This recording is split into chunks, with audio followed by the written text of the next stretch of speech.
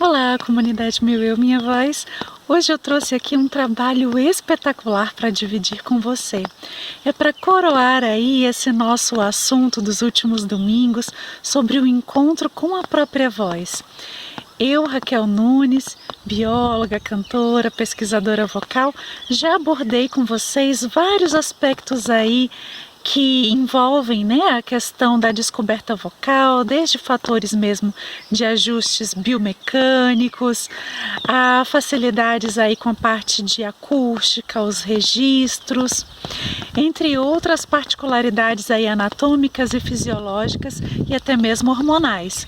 Mas hoje você vai receber então o trabalho da minha conterrânea querida Thaís Vieira sobre o self-tone, onde aborda mais amplamente aspectos aí psicológicos com relação à acústica que você tem aí dentro do peito, que você vai também explorar particularidades de possibilidades de encontro com a própria voz a partir de técnicas importadas aí do yoga, do Qigong. E, acima de tudo, você valorizar aquilo que você já tem de bom, utilizando-se de uma abordagem pedagógica vocal positiva aí em todo o seu desenvolvimento. Pois sim, cada um de nós temos ao menos um pequeno grupinho de notas onde você já desempenha bem, né? E isso é encontro pessoal, vocal seu, dentro da sua própria história, da sua própria vida, e a partir disso desenvolver todo um potencial. Então eu apresento vocês a Thaís, que é essa inspiração aí na minha vida também pessoal, e se inscrevam no canal, compartilhem esse trabalho maravilhoso com todos que vocês conhecem. Aproveitem! Olá, meu nome é Thaís Vieira, eu sou professora de canto, atriz e cantora lírica. O meu trabalho sempre pautou o ensino do canto baseado na experiência real, na experiência de palco e, obviamente, na minha experiência pessoal. Mas nesses 20 e poucos anos de carreira, obviamente que eu passei por vários professores, várias escolas de canto e várias pedagogias vocais. A formação em letras, a minha formação primária, né, na graduação em letras, me abriu um leque muito amplo no que tange a fonação e a dicção. Então, meu mestrado em performance primeiro foi baseado na dicção, especialmente na dicção amazônica, na interpretação de canções amazônicas. Não satisfeita com isso, continuei buscando formas, pedagogias de como melhorar a performance, como potencializar a voz, como aumentar a energia, a duração da energia, a resistência no palco, durante os ensaios, principalmente durante os ensaios e durante performances seguidas. Essa era uma busca incessante que eu tinha dentro de mim, né? Buscar o maior brilho e potencial vocal e a maior resistência possível. Chegando no doutorado, eu pude experimentar um repertório bastante difícil, que é baseado nas óperas de Carlos Gomes. Então eu passei a interpretar e estudar profundamente as heroínas de Carlos Gomes.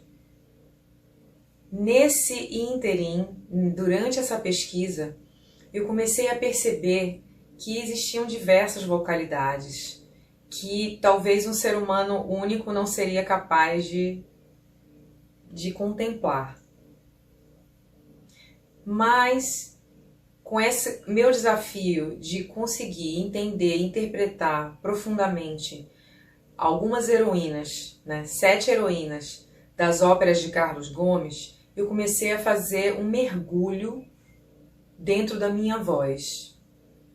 Para isso, eu utilizei uma série de recursos que sempre fizeram parte da minha história, que é a yoga, a meditação, e depois o Aikido e o Qigong.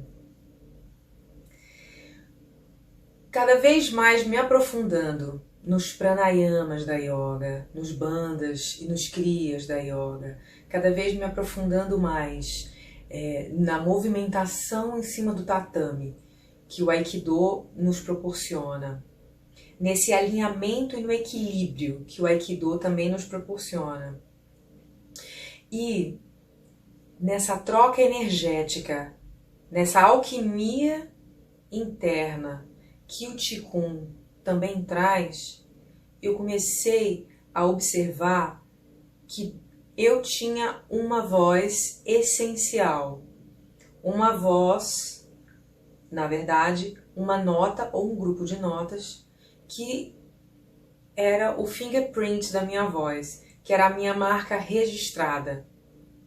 E essa voz que eu pude revelar era uma voz de grande brilho e grande potencial, que ela sempre esteve ali.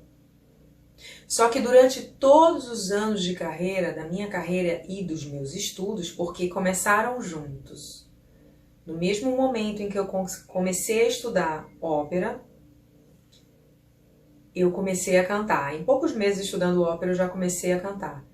Então, assim, a minha experiência sempre foi, ao mesmo tempo que prática, também teórica e pedagógica. Só que todas as pedagogias, elas partem de um princípio de observar o seu defeito, o defeito da voz. Não estou dizendo que é certo ou errado, mas até então, as pedagogias vocais buscam tapar os buracos ou melhorar, ampliar o que ou anexar o que falta na voz de determinado cantor. Sempre foi esse o ponto de vista, e não foi diferente para mim.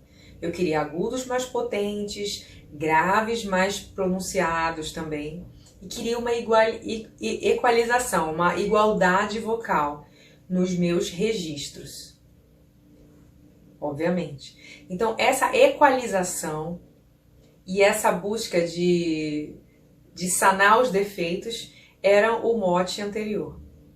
Só que quando eu passei a estudar as heroínas de Carlos Gomes a partir do meu material vocal, eu não podia focar no defeito.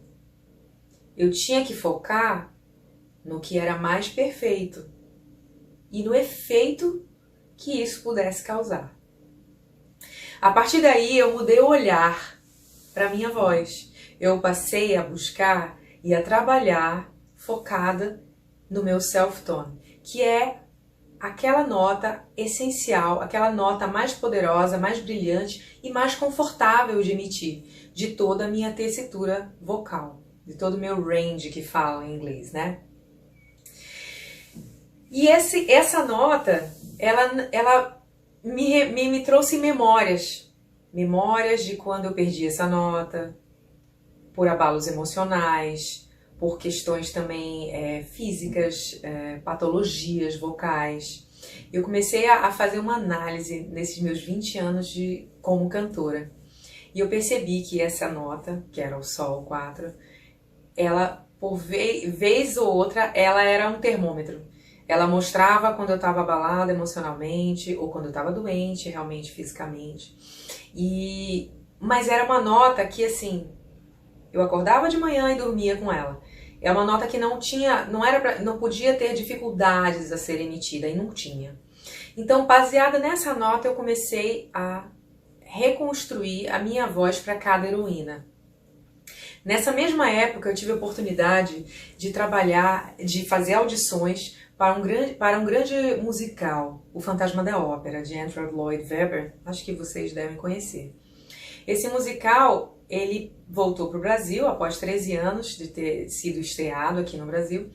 E ele era muito disputado. Eram milhares de cantoras que faziam os testes. E eu resolvi fazer teste para esse musical também. Eu tive que fazer uma repaginada vocal geral, pois eu estava pleiteando o papel da Carlota, que tinha muitos agudos e muitos melismas e tinha que ter uma flexibilidade vocal numa região em que eu não estava mais acostumada a cantar. Na verdade, eu estava meio triste já achando que minha carreira estava acabando. E eu comecei a trabalhar a minha voz para esse personagem. E eu fui buscar uma igualdade vocal ou uma ampliação vocal baseada na minha melhor nota, no meu melhor som, que era o meu self-tone. E 15 dias de estudos diários, fazendo vários exercícios, né, tanto físicos, com yoga, com qigong, com aikido, quanto vocais, com os vocalizes que eu costumo e gosto de fazer, eu consegui ampliar a minha região aguda, flexibilizando ela, podendo até cantar um mi natural. Mas eu fui pega de surpresa que na última fase dessas audições, que foram meses de audições para o Fantasma da Ópera, no último momento, na última fase, eu fui convidada a cantar um outro personagem, que não era da Carlota, era a Madame Giry. E eu fiquei um pouco incomodada com essa mudança brusca, mas eu resolvi aceitar o fluxo. Eu não conhecia o musical e não conhecia essa personagem direito, e muito menos a tessitura vocal dela. E eu resolvi embarcar nesse fluxo e mergulhar de cabeça. E quando eu percebi, era um personagem que falava muito, aliás, cantava pouco, falava mais do que cantava, só que quando cantava estava sempre na região médio grave, tinha poucas vezes que ia para o agudo. Então não havia dificuldades de agudo, não teria nenhuma grande dificuldade. Quando eu fui lendo vocalmente era muito fácil para mim. E eu percebi que eles me escolheram também pela minha voz falada. De muitas, ou da maioria das candidatas, talvez eu fosse uma das candidatas que tivesse a voz falada mais grave. E com isso, e com a facilidade de cantar médio grave, foi muito rápido de eu readaptar a minha vocalidade para essa personagem. Eu fiz isso em apenas 2 dias. Então, e com o uso do meu self-tone.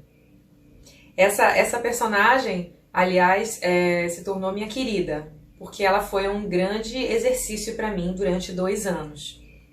E mesmo cantando e trabalhando, e cantando em torno de 500 apresentações como Madame Giry, eu pude também fazer todo o repertório agudo das heroínas e fazer outros concertos com repertórios diversos. Repertório romântico,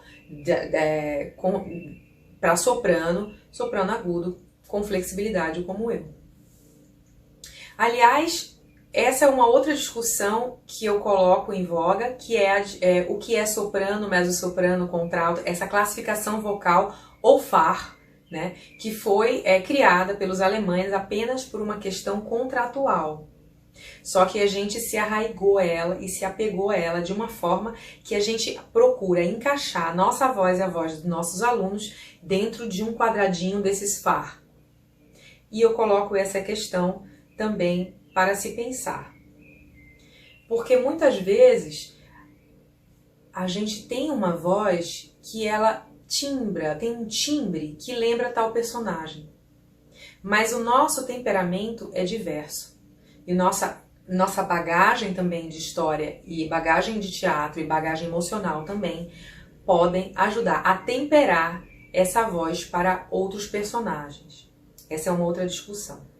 Vamos voltar ao self-tone.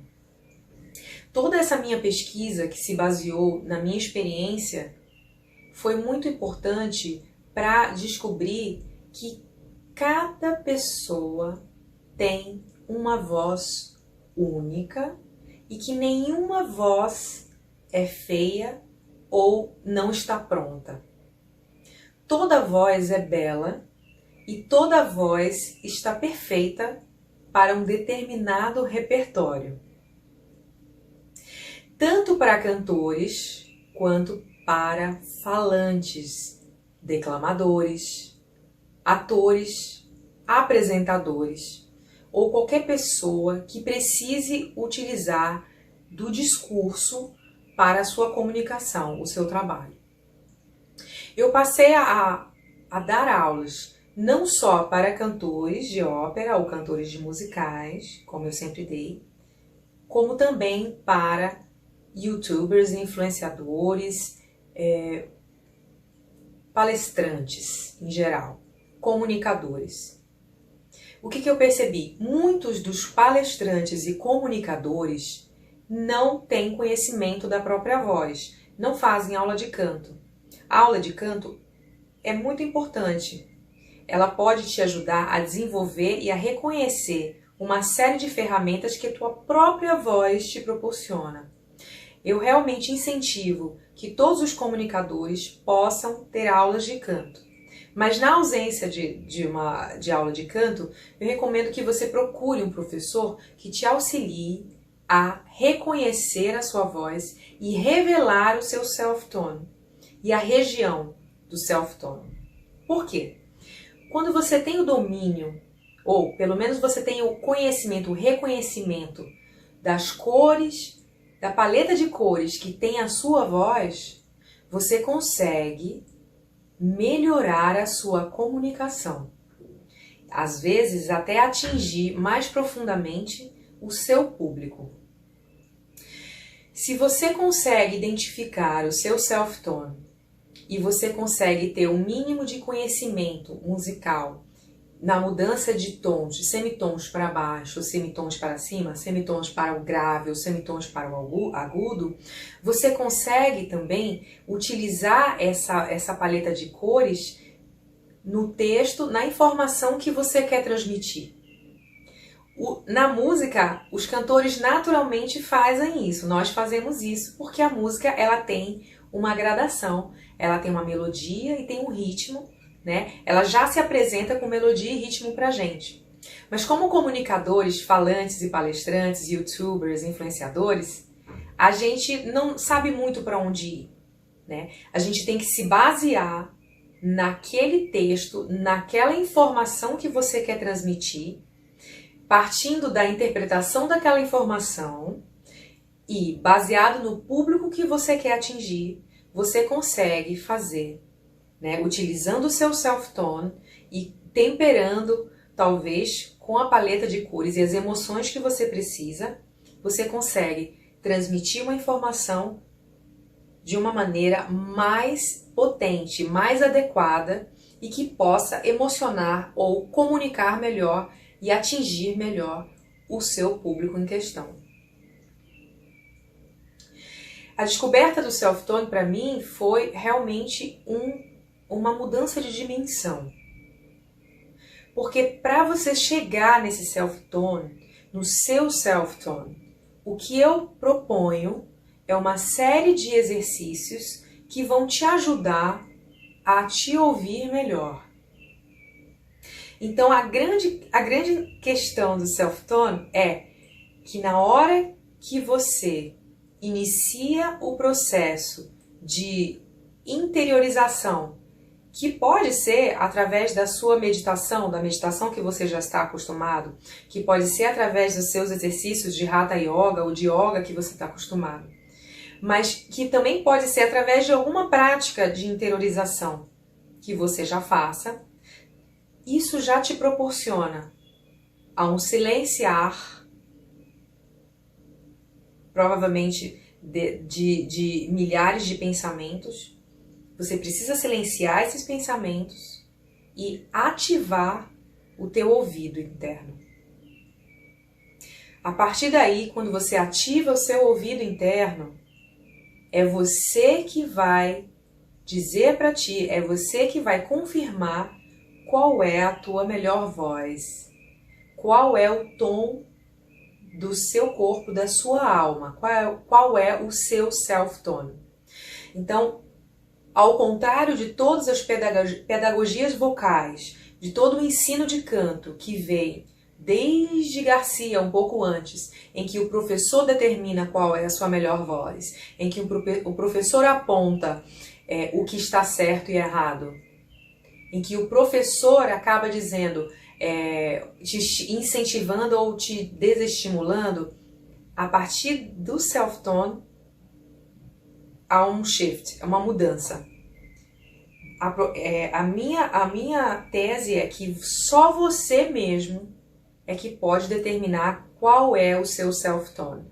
Só você mesmo pode determinar a sua melhor voz. A partir daí, é muito importante a conexão professor e aluno. Nesse ponto, o aluno tem que ter uma ponte, uma confiança nesse professor, e esse professor, ele também precisa já saber o self-tone dele. É importante que ele já seja uma pessoa curada. Não que sejamos todos doentes, mas que já seja uma pessoa que está em busca do self-tone, em busca da própria cura. Que esteja apto, né, a ser um facilitador para esse aluno. Por isso a conexão professor e aluno é muito importante. E o aluno tem que ter essa ponte, essa conexão. E o professor, durante as aulas, ele tem que estar muito mais conectado à energia do aluno. Por exemplo, ele tem que saber muito bem qual que é o repertório que o aluno quer desenvolver, qual o repertório que ele quer brilhar, que ele quer fazer melhor. E ele precisa entender, né, os anseios do aluno, e ele precisa se conectar a ponto de permitir que o aluno fique tão à vontade e tão conectado consigo mesmo que ele mesmo possa revelar, sem vergonha, sem ter nenhum tipo de vergonha ou preconceito, revelar a própria voz. Não é tão simples essa conexão, mas alguns exercícios, né, os pranayamas, alguns asanas, algumas manobras e algumas práticas do Qigong que o professor faça junto com o aluno ajudam nessa conexão. Então esse é o segundo ponto muito importante, né? O primeiro é que cada um tem uma voz única e todos têm uma voz bela. Basta permitir que ela se revele, né? Essa permissão é muito importante que o aluno faça antes da aula, né? Que ele dê permissão para que a sua voz, que o seu self-tone se revele. E essa segunda parte ele também tem que permitir essa conexão com o professor, né? E o professor também, né? Tem que ser mútuo, tem que ser dos dois lados essa conexão. Esse é um novo paradigma, né? Eu sei o quanto é difícil hoje em dia mudar essa história, mudar esse paradigma. Eu não estou esperando que todas as pessoas mudem, mas eu acredito que uma terceira consequência, uma consequência a mais dessa caminhada de se revelar o self-tone é proporcionar uma integração total desse ser humano, desse cantor ou desse palestrante. Porque quando você consegue conectar os três tantiens, como nós falamos no taoísmo, que é o tantien inferior, onde estão nossas vísceras, nossos intestinos, que contém uma sabedoria imensa, com milhões de células inteligentes. Quando a gente conecta ele com o nosso tantien médio, que contém nosso coração, que também tem sabedoria, e células inteligentes também, junto com o nosso plexo solar, que é o nosso eu, o nosso ego. E quando a gente conecta os dois tantiens com o nosso tantien superior, onde contém nossa mente, nós conseguimos integrar nosso ser e a partir daí observar melhor, tomar melhores decisões, ficar atento ao que te causa dano ou te causa dor. Isso tudo só focado no desenvolvimento vocal, mas que isso também se transfere para a vida. A outra consequência muito importante desse trabalho é que da feita que você faz a pesquisa do seu self-tone e você revela essa voz, se empoderando dessa voz que é tua, única. A tua voz, aí não tem como te calar mais. O poder que é dado à sua própria voz é também um poder que se integra ao universo. Quando a pessoa consegue ter voz, ela consegue ter fala. Porque se não temos voz, não temos fala. Então esse também é um ponto muito importante. Uma consequência que parece muito boba, mas não é. O ser humano que se empodera da sua voz consegue falar melhor e comunicar tudo o que ele sente de uma maneira mais eficaz e eficiente. Talvez esse seja o maior benefício dessa busca pelo self-tone. Então essa é uma explicação um pouco generalizada desse trabalho que eu tenho desenvolvido nesses últimos 4 anos.